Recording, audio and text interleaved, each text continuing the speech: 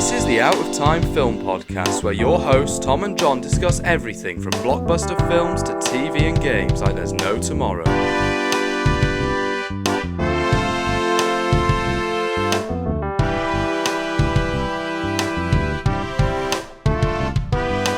Hello and welcome to the Out of Time Film Podcast. I'm Tom. I'm John. And this week we are talking about A Quiet Place Day 1. Yes, we've only talked about a few horror films on the podcast, but I don't think we ever talked about A Quiet Place in full detail or gave our thoughts on it. So I remember there was this huge surge of these type of films that if you see the creature, you die, or if you make a sound, you die. And that was a really interesting concept in that time, but now it's kind of gotten old. Like, what's the longevity of this? Like, how can they make more of this?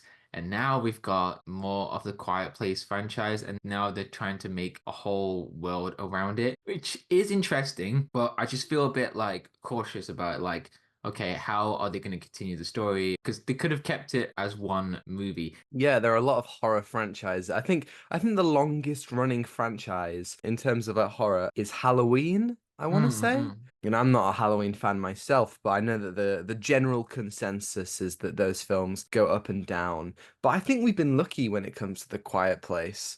Yeah. Because the first film is great, and I would say the second film is great as well. And I regard both those films on very equal standing, and it feels like a continuation of the first film. And you kind of think, yeah, no, why wouldn't we need this? So Yes. you've got these really nice two films, and maybe they'll make a third at some point. But I was really unsure about the idea to make a prequel. Day 1, we already saw that at the beginning of A Quiet Place Part 2. So really, what do they really have to add to this? And I was massively unsure. But then I watched this film, and I must say, I think they cooked. Yeah, they cooked. I did not expect this film to be so introspective, very deep and layered. Like, for the first two films, I thought they were just, okay, we're in for a horror time. Woohoo, let's see the creatures. By the way, I did not know they were called Death Angels. Yeah, neither did Yes. Lupita Nyong'o, apparently. Yeah, if you've seen that interview clip. She was like, what? Who are they? It's funny that the film don't mention them, but it's good to not know what it is. But now I just feel a bit like, oh, okay, they're called that then. All right. It's a bit of an odd name. Like, it doesn't. It's a very odd add name. anything, because the question in the interview that she was asked was Demogorgons or Death Angels, and I think in Stranger Things, Demogorgons become creepy because the kids play Dungeons and Dragons, and because to the kids they name it after the scariest thing they can think of, and there's something spooky about that. But what even is a Death Angel? Like, what? Death Angels. Ah! Like, I don't know why that screams 90s horror. I don't know why. It's just like that vibe to it. But when it comes to creatures that you don't know in the films, it's like it's so interesting. You just don't know what to expect. The first two films, I thought they did pretty well with the creatures, and they do really interesting family dynamic. The character Regan, who is deaf, I really like how they've implemented sign language into the story to make it visual towards the audience and making it like deaf aware. But one thing that the film tries to go off a bit of a tangent was they use a cochlear implant, which I have, and they tried to use that for dramatic purposes in the film. I was like, okay, because that brings the assumption or the expectation of like cochlear implant sounds like this, and people can use that for emergencies, whatever. There's like a death angel that comes out of nowhere. Hey, quick, use your cochlear implant. And like, no, we want to make that noise. Everyone's gonna look at me like, you can do all this, and I'm like, no. Yeah, monsters in horror are the most scary when you don't really know anything about them. Yes. A lot of I think about something like Signs or something like Arrival. And Arrival isn't really a horror, but they have those elements of mystery and about these creatures that you know nothing about. And in my opinion, and I think that both those films are spectacular, but they both have the same issue as soon as I actually see the alien, I kind of go, okay, it's no longer scary, it's no longer tense. Where's the spooky? Yeah, it's just a tangible thing. It's rare that you can get that so right. I think something like Alien does it amazingly. And even like Prometheus and Alien Covenant, we begin to unpeel the layers of what the xenomorph actually is, where it came from. And that I don't mind, because that has a lot to say about evolution and human power and robots. And some really cool stuff. But I was really happy in this film how they didn't decide to explain the Death Angel angels, because this is the most death angels we've ever seen. We see so many of them in like a stampede Yeah. at points, and that's pretty terrifying to witness them just kind of barrel down a street and take out everything in their path. They are just as scary and unkillable as they were in the first film. You can't use your cochlear implants, you can't use your hearing aids to Yeah. do that. They are just this unstoppable force, and I really enjoyed seeing that level again. But what struck me about this film is it's not really a horror. Obviously, there are still horror elements. There's a lot of thrilling sequences. There are a lot of times when I was on the edge of my seat and I did feel scared. Mm. But really, this film is at its core something more dramatic. A Quiet Place has always had a really good central theme of family and survival, but this film actually turning out to be really introspective and Yeah. looking at humanity and the value of art and what do we as a species remember when we're gone, when the world is falling apart. What do you linger on? Do you linger on your own fear? Do you linger on survival? Or do you linger on the small moments? The half played chess set, or the empty basketball court, or a bar that used to have music, Mm. or a magic trick, Mm. or a broken down church that people will still use for prayer and for shelter. There are so many moments in this film that made me really unexpectedly emotional. Yeah. And I don't even know if we might not have even mentioned this film on our 2024 release radar video. I really didn't care about this film. We had a slot this week and I said, "Hey, Quiet Place is out. Let's do this in the podcast." I Yeah, was let's do it. not at all prepared for this to be so emotionally devastating. Yeah, this film just felt like an existential journey towards, the idea of like what happens at the end of life, when you lose everything. This film is about characters finding their meaning when the world has gone into calamity, taken over by aliens, and how do you live again without music again? That's a really interesting concept when it comes to A Quiet Place. Like, there's so many meanings around us, but then it gets stripped away by a sound or something beautiful, and it just goes away. And what we have here, we have Sam, who is a terminally ill woman, and she goes through a lot in this story, and she has a really hard time trying to connect with other people about her cancer. And it's about like, how does she try to move on, essentially move on from this feeling, because the film is about survival. It's about survival, overcoming obstacles, overcoming monsters, but in reality it's about maintaining that little bit of life that the characters have and try to move on. Like the cat character, hell yeah, that was my MVP. MVP, the goat. Brilliant. Every time I thought they were going to dare to kill the cat, the cat might be underwater for a sequence of time. And I'm like, don't you even I was about to try leave the cinema. it.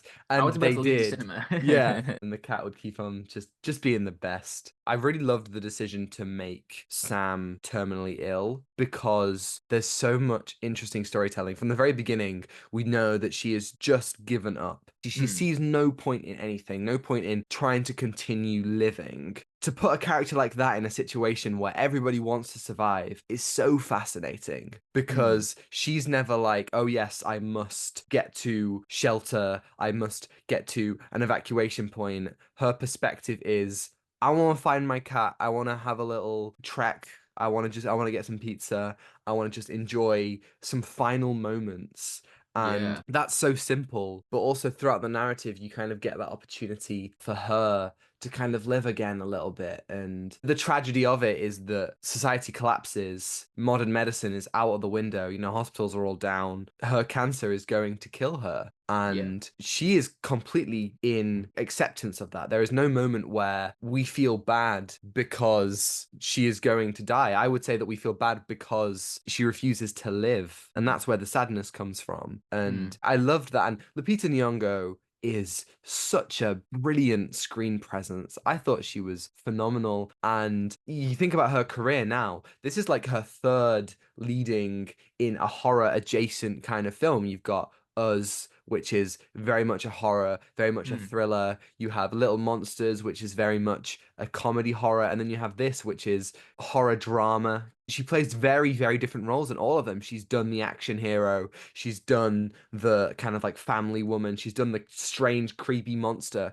and now she's just doing some. I mean, her range is off the charts. Every film that I can think Mm. of that she is in, I think she is just a brilliant, brilliant choice to lead this film, because you would think that somebody who has lost their way, who doesn't see the point in trying to survive, you would think that that would not make for an interesting protagonist, but she plays it in such a way that you immediately gravitate towards her struggle. And I feel like you can properly feel her feelings, and you kind of almost think to yourself, I do want to see her get that pizza. I don't really care if she does survive, but I want her to have that moment of happiness. Yeah, and I think that is when performance is a key aspect because, again, this is about visual storytelling. Like, how do you not make a sound communicating towards other characters, and how do you plan around like finding shelter or all that? But in here, this is more about she wants to get pizza, and her performance is just magnificent, and you just feel you have so many connections towards her that she likes music, pizza. She loves cats as well, so that's like a bonus. Like, how do you get an audience to connect with this character that she likes cats as well? And it's just wonderful when you get to see her connect with Joseph Quinn's character, and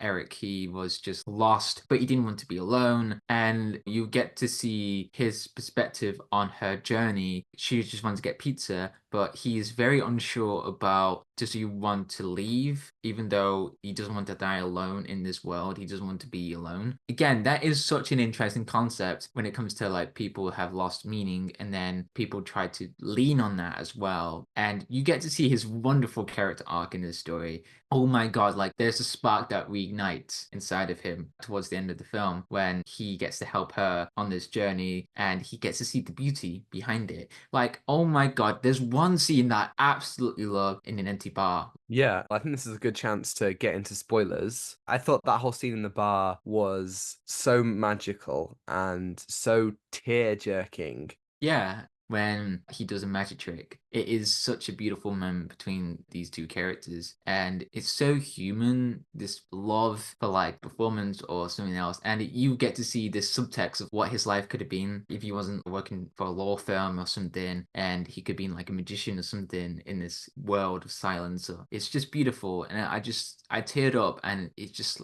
felt like what a great arc for this character to really discover about himself. And then he does survive at the end of the film, which is brilliant because it just makes up all of that really, and it just shows this beautiful arc. Yeah, it's all these little moments that kind of culminate, like where Eric might say to Sam, "Oh, what did your dad play on the piano?" And that leads them to go, yeah, obviously they wanted to get pizza, but that leads them to go to a place that has so much personal meaning to her. And he gets the pizza, and even if it's not the exact pizza that she wants, he writes the name of the place that she wants it to be on the box, and they share it together. And it's such a beautiful moment. And his whole performance doing that magic trick, he truly comes at me. Just like Lupita Nyong'o is a perfect choice for this film, Joseph Quinn is also perfect. I haven't seen him in anything. I haven't seen Stranger Things season 4. I watched one episode and I decided it wasn't for me. But particularly, I thought that his character was a bit annoying. Very much that is the point. And so, like when he was cast in Fantastic Four, I was like, all right, I don't know if this is the guy to play the Human Torch. But actually, I watch him in this film and I think he is phenomenal.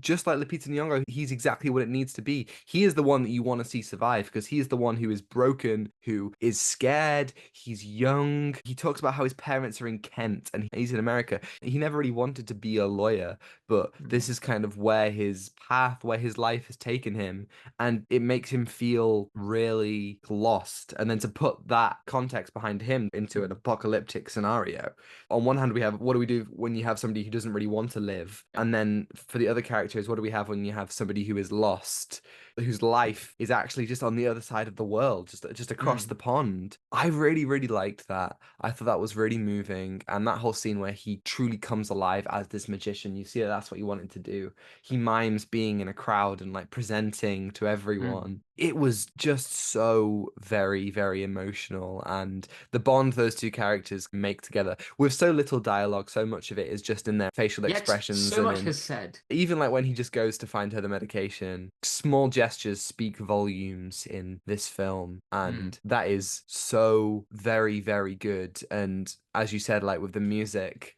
the final song of the film being the time that we get to hear what's in her headphones, and the time she gets to, for her final moments, she just gets to play music out loud, something that will become something that humanity won't really be able to do living on the same land as the Death Angels.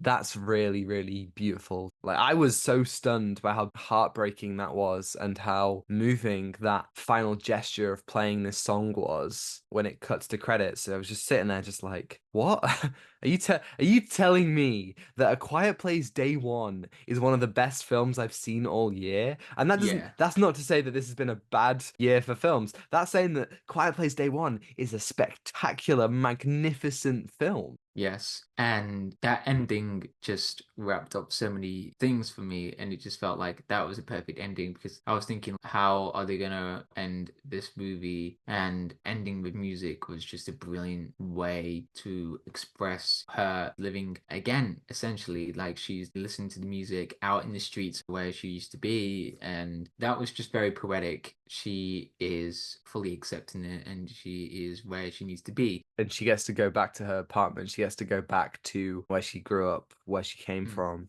I'm just in such awe of how this film delivers all the Quiet Place things that you want. The tense sequences, like the bit where they're in the subway tunnel and the water's rising and the Death Angel is coming for them. That was really great. Or the bit where the cat is on a bit of scaffolding and Eric is trying to creep and get the cat, and there's also a lot of death. Or just any of those tense moments, just wonderful and really well done. And Michael Sarnoski, the director, he brings all of that same tension and all that good stuff that you kind of come to the film for. But the reason why the film will stay in my mind is all those other things. Like when Sam wakes up briefly and just sees the street outside, and the sun is shining, and there are people out, and there are cars going by, and the trees are healthy, and then she wakes up and it turns out that was a dream, and we see the same Mm. shot of the street, but it's desolate and it's broken, and for a lot of it you do kind of see the city as almost like a wasteland, but we also get perspectives where the city is beautiful still in its ruined state, and I thought that was so good. But on the flip side of that, I do have one criticism, and this is just me.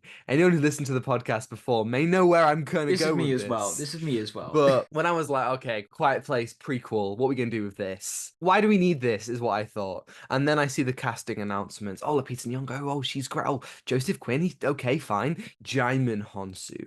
My guy, one of my favorite actors who shows up in so many things but is so often underutilized. And then I find out that he's in it. He's reprising his role from A Quiet Place Part 2, in which he does frighteningly little. He's back. And I thought to myself, okay, here we go. And you see him at the beginning, and there's this really, really, really beautiful moment. Well, I say beautiful, but he accidentally kills somebody in an effort to keep them quiet. And that really haunts him. And his son is visibly damaged by that. And you see him kind of sitting there and he doesn't know what to do with himself. And you see that's going to affect him. See, this man who wants to protect his family, who wants to keep people safe, has just killed someone. What does that mean? I don't know what it means because the film then doesn't show him until the very end. We've wasted Djimon Hounsou again. We did it again, John. How did they do it? Come on, man. Okay, Come on, okay. man. It's mad. Because what was so surprising, like, I saw him towards the end of the second film, right?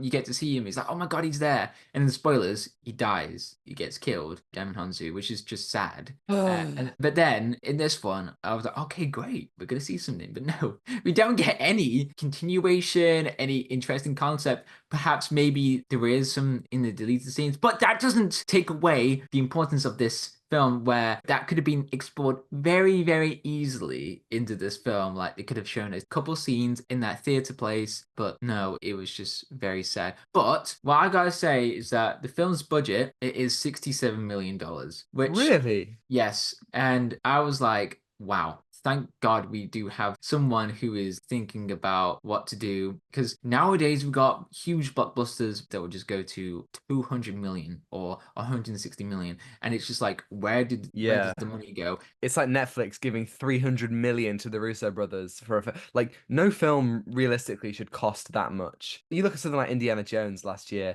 How did that film nearly cost 300 million for an Indiana Jones film? And I'm so happy actually that this film, what was it, 67 did you say for this film? 67 million, yeah. That's brilliant. That is so brilliant. And you can see all of that used so intelligently. Again, Michael Sarnoski does a really great job with the direction. That's really good to hear. They should have paid Djimon Hounsou more. Yeah, please. um, yeah. Well, Yeah. actually, I want to ask, what do you want to see the Quiet Place franchise do next? Are you happy with it as 3 films and then we're finished? Or do you want to do more prequels, more sequels? To be really honest, I kind of want to see what they're going to do for the third film, for Mm, that main story. It just feels like a very weird ending to the sequel because they just like, oh, we found a radio tower, we're going to use this, and just it yeah. works at the end. And just feel like, oh, really? That could have done something and it could have saved Jang Hansu. Anyway, In the it's third film, they make a time machine and they go back in time and they save Djimon Hounsou.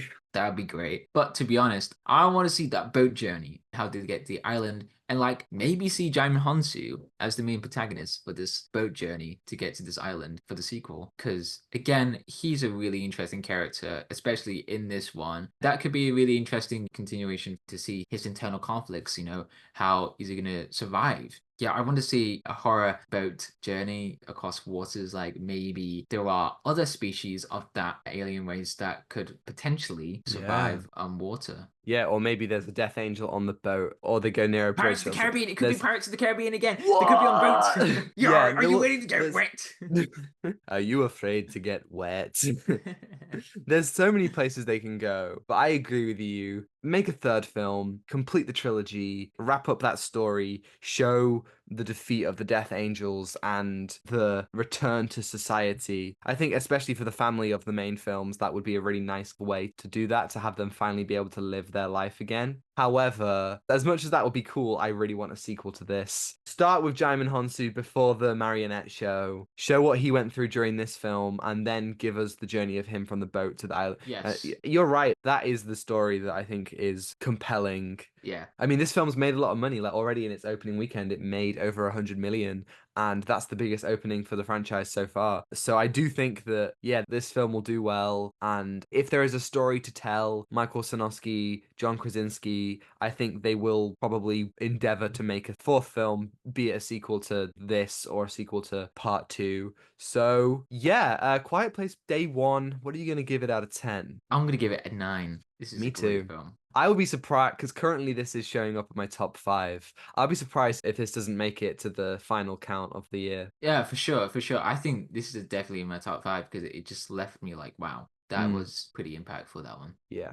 absolutely, absolutely. Do you think they're gonna do like a Quiet Place Day 2? Oh, I'm really excited for Quiet Place Day 17. That's the one that I mm. think is going to be the heavy hitter of the Do you franchise. think it's gonna surpass Day 10? Ooh, difficult, difficult. I don't think it can surpass Day 10. Why are you smiling, John? Why are you laughing? This is very serious. I'm sorry, I'm just Oh, you smiling were at. thinking about Day 6. Oh, no, That was a bro, funny no. film. You know Strange they when made a comedy like in the middle of the franchise. like when they got some really goofy noises for that movie. Oh my Yeah. God. You know, Oh Adam my God. Sandler played the monster. No way! Yeah. Adam Yeah. Sandler, the Yeah. He guy won. that That's goes, that's how he I'm won an waiting for Oscar. Gangnam Style. You haven't seen that clip? Okay, so No. there's Adam Sandler that just goes like, I'm waiting for Gangnam Style. What the hell? I don't know. I don't even know. I don't know if like are you having me on If right now? people Is do this a know, trick? I'm not going crazy. Okay, man. Thank you everybody for listening. If you're listening on YouTube and you liked it, you can like and subscribe if you want to see more. And if you're listening on Spotify or Apple, you can follow and give us a 5-star review if you think we're worthy. And next week we're going to be doing Deadpool 2. We're going to be Ooh. revisiting what I think is one of the best superhero sequels, if memory serves. Yes. So that is exciting, absolutely. And you can send us an email at outstimefilmpod@gmail.com. We'll be recording next Saturday, so let us know your thoughts on Deadpool 2 by then, and we'll answer it right here on the podcast next week. Yes, and you can follow us on Instagram at Out of Time Film Pod to see our incredible thumbnails from Zain Afzal, on Twitter for more thoughts from Tom and me, and TikTok to see edited clips, which are all also on Instagram Reels and YouTube Shorts. And you can find links to that all in the description below. Thanks to James-Meyer for the excellent theme and Ronan Phillips for vocals as always. And I think that's everything. Man, I can't wait for Quiet Place Day. Tom, quick, think of a number. Day 1. Oh, shit. Oh, Damn it. we have to end it. We have moved to embarrass. Take what you're given. You'd have been back. Goodbye. Goodbye. Day 2. That's it.